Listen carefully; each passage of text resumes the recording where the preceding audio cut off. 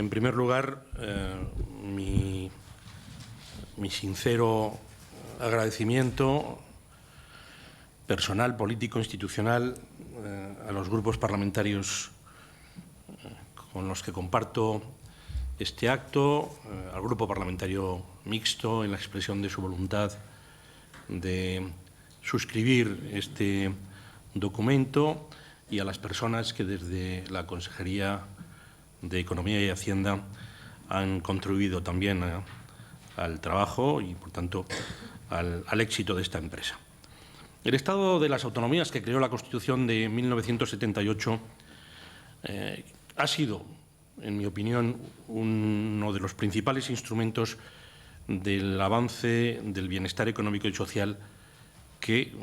con los altibajos propios de un periodo largo de la historia, ha vivido España en estas décadas de libertad y de democracia. Al asumir competencias en algunos de los servicios públicos fundamentales más universales, las autonomías han demostrado su utilidad para las personas y para las familias, han acercado la gestión de esos servicios de interés directo para las personas y las familias a los ciudadanos, han mejorado la calidad de su prestación desde la exigencia también más cercana sobre esa calidad y, en fin, creo que han incrementado la solidaridad, tanto entre territorios como dentro de las propias comunidades. La progresiva asunción de tales competencias fundamentales ha estado siempre acompañada de las sucesivas, José Francisco, reformas del sistema de financiación autonómica, cuyo correcto funcionamiento es evidentemente imprescindible para que las comunidades puedan prestar los servicios públicos en las condiciones de calidad que exigen y que necesitan los ciudadanos. Coincidimos en que el actual sistema de financiación está caduco. Además de los defectos derivados, sin duda, desde mi perspectiva, de los condicionantes políticos con los que se negoció y nació, incorporó en aquel momento, y pese a la insistencia de comunidades como la nuestra, decisiones equivocadas, como el excesivo peso atribuido a la población en términos absolutos y sin mayores matices. Su resultado final ha sido, hoy es, creo, la crítica unánime de todas las comunidades, incluso de aquellas que lo acogieron con esperanza, y de todos los grupos políticos, incluso de aquellos que claramente lo apoyaron en aquel momento, porque se ha producido un fracaso real de su principal finalidad, que no puede ser otra sino la de proporcionar a las haciendas autonómicas los recursos suficientes que necesitan para financiar adecuadamente los servicios de su competencia. Pensemos, por ejemplo, en el caso de nuestra comunidad de Castilla y León. Solo en el año 2015 esta insuficiencia ha llegado a generar un déficit en ese año de más de 400 millones de euros de diferencia entre el gasto real y los recursos aportados por el sistema solo en la financiación de los grandes servicios públicos de sanidad, educación y servicios sociales. Por todo ello, qué duda cabe que el nuevo Gobierno de la Nación va a encontrarse entre sus obligaciones más urgentes con la de abordar la reforma pendiente del sistema de financiación autonómica. Y, en este caso, el papel del Gobierno de la Comunidad en este proceso es clara, es indudable. Defender los intereses de Castilla y León y de sus ciudadanos para que el presupuesto autonómico cuente con los recursos adecuados por encima de cualesquiera otras diferencias o intereses de partido. Pues bien, bajo esta perspectiva, como ya se ha recordado aquí, el 22 de julio de 2015 se firmó un pacto entre precisamente los 4 grupos que están presentes en esta mesa, los más importantes cuantitativamente de las Cortes y la propia Junta de Castilla y León, en el que, por tratarse de asuntos de comunidad y de interés general, nos comprometíamos, entre otras cuestiones no de menor interés, a alcanzar una posición de comunidad en relación con el nuevo modelo de financiación autonómica y decíamos previsoramente, antes de que se inicien las negociaciones con la Administración General del Estado, que incluya al menos las características recogidas en nuestro Estatuto de Autonomía. El grupo de trabajo creado al efecto ha alcanzado el acuerdo que hoy se firma y se presenta. Un acuerdo que va a servirnos de hoja de ruta en el proceso de negociación. Un acuerdo que va a reforzar, como aquí se ha dicho muy acertadamente, la posición de la Junta en las inminentes reuniones del Consejo de Política Fiscal y Financiera, donde creo que vamos a seguir defendiendo los intereses de Castilla y León desde 4 principios que compartimos, creo, y que se explican adecuadamente. En primer lugar, la insuficiencia y, por tanto, la injusticia y, por tanto, la necesidad de revisar el actual modelo de financiación autonómica. 2, la necesidad de, y esto explica la abstención de la comunidad en los anteriores consejos de política fiscal y financiera que se centraron en ello, realizar siempre una asignación justa y equilibrada del esfuerzo de déficit entre los distintos niveles administrativos en relación con el gasto público que tienen asignados. No puede ser, así lo hemos significado, que, por ejemplo, en el año 2015, sobre un objetivo final del conjunto del Reino de España del 4,2% de déficit, las comunidades autónomas viniéramos compelidas a un objetivo del 0,7%. Eso equivaldría al 16% del gasto público cuando nosotros tenemos atribuido entre el 33 y el 35%. La distribución equitativa y justa hubiera sido un objetivo de déficit del 1,6%, un tercio del objetivo total del Reino de España, y creo que ahí el resultado en concreto para todas las comunidades, para la media de las comunidades y en particular para la nuestra, hubiera sido diferente. En tercer lugar, el principio de armonización fiscal, que yo creo que tiene una relación, sin cuestionar los principios constitucionales, con algo que también se ha puesto aquí de manifiesto. Y, finalmente, el principio de lealtad institucional. Lo diré en Román Paladino.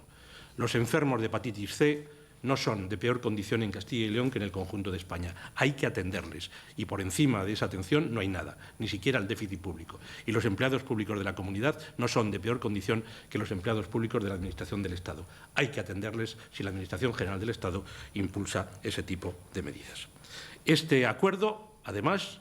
constituye un excelente instrumento para buscar, y esto lo hemos hecho en anteriores ocasiones y lo vamos a hacer también ahora, anuncio en este sentido el inicio inmediato de contactos en esta materia concreta de alianzas con otras comunidades cuyos intereses y circunstancias son conocidamente comunes con los nuestros. Pues bien, como queda dicho, la principal función del sistema de financiación debe ser la de proporcionar los recursos suficientes para atender las obligaciones de prestación de todos los servicios públicos de competencia autonómica. Además, ese sagrado principio constitucional de igualdad esencial de los españoles exige que se garantice que dicha prestación se produzca en condiciones similares de calidad para todos ellos, sin que las diferencias de riqueza de los territorios generen desigualdad entre ellos. Por estas razones, el acuerdo que acabamos de firmar reitera el principio de suficiencia del sistema de financiación, así como de garantía de la prestación de niveles similares de servicios públicos en todas las comunidades, con independencia de su capacidad para generar ingresos propios. A su vez, la mala experiencia del actual sistema de financiación explica que se incorpore y que se repita en el acuerdo el concepto de suficiencia dinámica.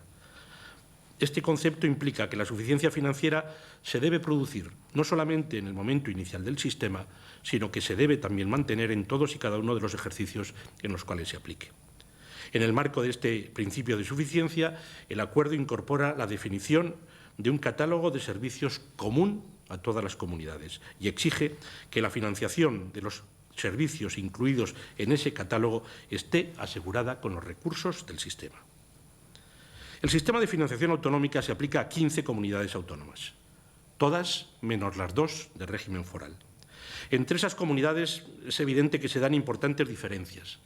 tanto respecto de su riqueza y capacidad de generar ingresos propios, como respecto de las necesidades reales de financiación a consecuencia de las distintas características sociales y demográficas de su población. El principio de nivelación consiste en que el sistema de financiación debe asegurar que estas diferencias no provoquen la existencia de españoles de primera y españoles de segunda clase. sino que todos los españoles reciban los servicios públicos a los que tienen derecho en condiciones de igualdad. La efectividad del principio de nivelación es una competencia del Estado y se alcanza, por un lado, con un sistema fiscal progresivo que sea básicamente igual para todos los ciudadanos españoles y por el cual cada persona aporta a la hacienda común en función de su capacidad económica. Y, por otro lado, con la dotación estatal de fondos del sistema que garantice que los recursos se repartan conforme a las verdaderas necesidades de financiación. La aplicación del principio de nivelación se realiza sin perjuicio del uso de la capacidad normativa por parte de las comunidades para regular los impuestos que paguen sus ciudadanos dentro de los límites fijados por las normas tributarias incorporadas al sistema de financiación. Esta realidad se contempla también en el acuerdo, que recoge un apartado en el que se exige que la responsabilidad por los incrementos o disminuciones de recaudación derivados de las decisiones propias de las comunidades se asuma exclusivamente por aquellas que las hayan adoptado. Un sistema de financiación que cumpla con los principios mencionados, suficiencia dinámica y nivelación, no puede definirse a través de un marco de negociación bilateral entre el Estado y cada una de las comunidades en el que se decida el incremento de fondos a recibir con el cambio del sistema. Por ello, el acuerdo recoge dos elementos para mí fundamentales: la necesidad de un consenso multilateral en el seno del Consejo de Política Fiscal y Financiera y la evaluación técnica de las necesidades de financiación. He aquí la clave de la cuestión. A la hora de evaluación de dichas necesidades debe partirse de un hecho aceptado por todos, que el actual sistema es deficitario para la financiación de las competencias autonómicas en el nivel de calidad de prestación de los servicios que exige la normativa vigente. Dicho de nuevo en román paladino, nosotros no vamos a estar ni atentos ni observando las características, las condiciones o las soluciones que se aporten o se apliquen para cualquier otra comunidad o territorio de España, siempre que esto no sea una discriminación para nosotros. Cada uno hará valer, cada uno defenderá sus propias circunstancias. Lo que queremos es que haya una evaluación real y auténtica de nuestras necesidades, de nuestras circunstancias, en definitiva, de nuestros objetivos. A partir de la corrección de ese déficit global, el acuerdo incide en la evaluación de las necesidades reales,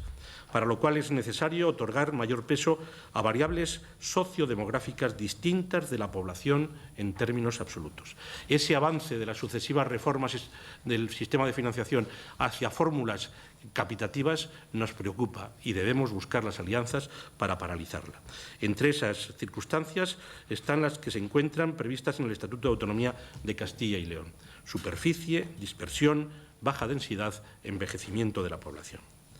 La gran relevancia de la correcta evaluación de las necesidades reales para el sistema de financiación explica también otros mandatos incorporados al efecto en el acuerdo. Entre ellos, el que dicha evaluación se realice de forma diferenciada, de forma específica, de forma concreta, de forma distinta en relación a los gastos vinculados a la educación, a la asistencia sanitaria y los gastos sociales. En el caso concreto de la sanidad, y por su importancia cuantitativa y cualitativa, se concreta la necesidad de evaluar, por una parte, el déficit en la financiación del gasto y la dinámica,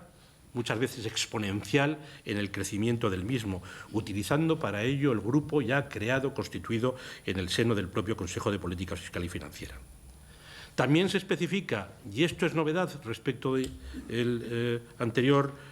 acuerdo, que se evaluará o debe evaluarse de forma diferenciada el efecto en los presupuestos autonómicos de la aplicación de la Ley de Dependencia. Se propone atender a las variables que determinan el gasto de sus servicios, esto es, el número de dependientes atendidos, el grado de dependencia y los dependientes potenciales. ¿Y ello para qué? Algo tan evidente como otro agujero dentro de los presupuestos públicos autonómicos después de la aprobación de una ley de dependencia con una memoria económica más que dudosa en probabilidad, para alcanzar una financiación que permita conseguir los niveles de cobertura previstos en la Ley de Dependencia. El acuerdo no se olvida, en fin, tampoco del principio de solidaridad, por lo que aboga por la potenciación de los mecanismos que lo hacen efectivo y, en especial, por el Fondo de Compensación Interterritorial. La lealtad institucional, también recogida, exige que el Estado compense a las comunidades autónomas por aquellas decisiones que adopte y que supongan ya un incremento de gasto, ya una disminución de ingresos para las mismas. La mala experiencia al respecto ha determinado que se incorpore un punto específico en el acuerdo en el que se exigen mecanismos efectivos para cumplir este principio de lealtad institucional. Y, por último, el acuerdo prevé que el nuevo sistema evalúe el impacto financiero sobre los presupuestos de las comunidades de las reformas en materia de administración local, las haciendas locales también presentes, aprobadas por el Estado. Perdón si me he extendido demasiado, me interesaba mucho explicar los distintos puntos de un acuerdo que es complejo, que efectivamente ha sido el fruto de aportaciones de todos los grupos y también, cómo no, de algunas renuncias, y por el que yo quiero de verdad reiterar mi agradecimiento. Esto nos refuerza, pero esto también nos dota de una mayor responsabilidad, querida consejera. Mi agradecimiento a los grupos parlamentarios de la Cámara que unánimemente han apoyado el mismo. Muchas gracias.